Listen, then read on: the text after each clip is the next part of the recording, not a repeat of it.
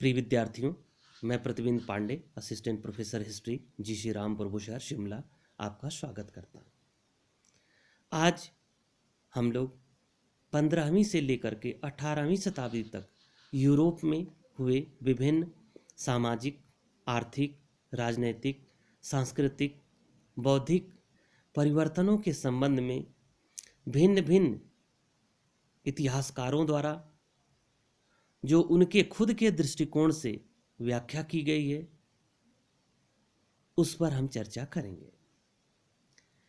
इन सभी स्थितियों का वर्णन इतिहासकारों ने अपने दृष्टिकोण से किया है, जिनमें प्रमुख रूप से अंग्रेज इतिहासकार, जर्मन इतिहासकार और फ्रांसीसी इतिहासकार हैं। इन सभी का दृष्टिकोण अलग अलग है, क्योंकि सबके विचार एक समान नहीं हो सकते। किसी इतिहासकार का दृष्टिकोण राजनीतिक हो सकता है, किसी का आर्थिक हो सकता है, किसी का सांस्कृतिक हो सकता है, किसी का बौद्धिक हो सकता है।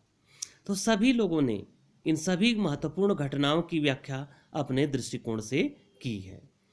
सर्वप्रथम हम लोग अंग्रेज इतिहासकारों का दृष्टिकोण देखते हैं कि उन अंग्रेज इतिहासकारों ने किस प्रकार से इसकी व्याख्या की है।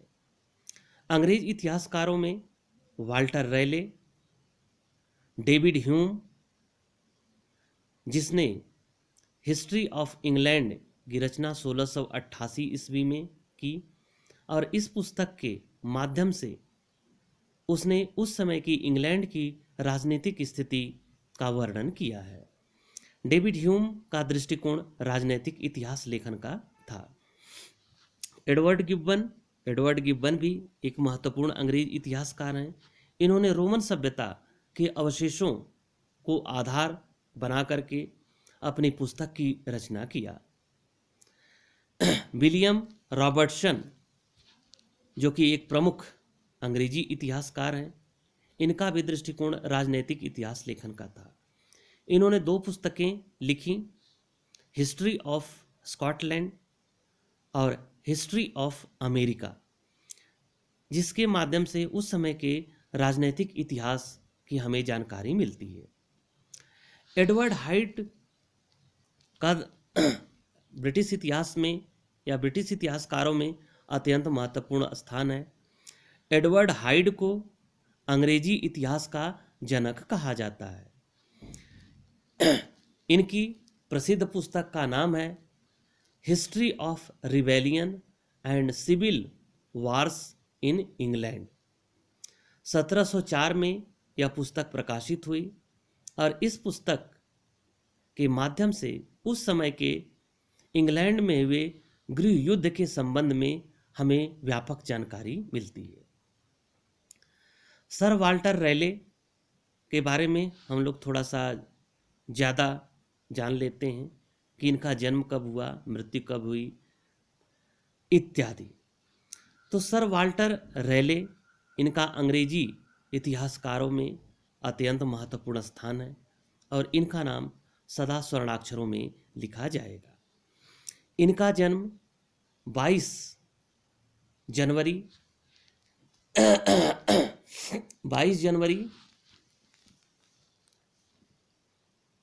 1552 ईस्वी को हुआ और इनकी मृत्यु 29 अक्टूबर 1618 को 65 वर्ष की उम्र में हुई।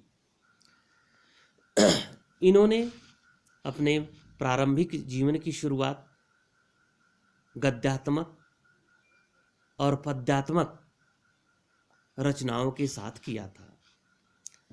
सर वाल्टर रैले एक कुशल लेखक थे, कुशल कवि थे, एक कुशल दरबारी थे, खोजकर्ता थे तथा बड़े भूस्वामी थे। इन्होंने अपने प्रारंभिक जीवन की शुरुआत तो गद्यात्मक और पद्यात्मक रचनाओं के साथ किया था, लेकिन बाद में इनके लेखन का मुख्य क्षेत्र इतिहास हो गया था। इन्होंने रोमन तथा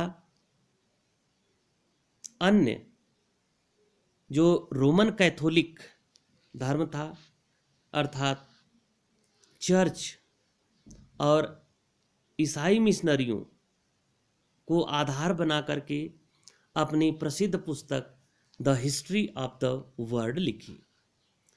इस पुस्तक में उन्होंने उस समय की चर्च तथा ईसाई धर्म की वास्तविक स्थिति को बताने का प्रयास किया है।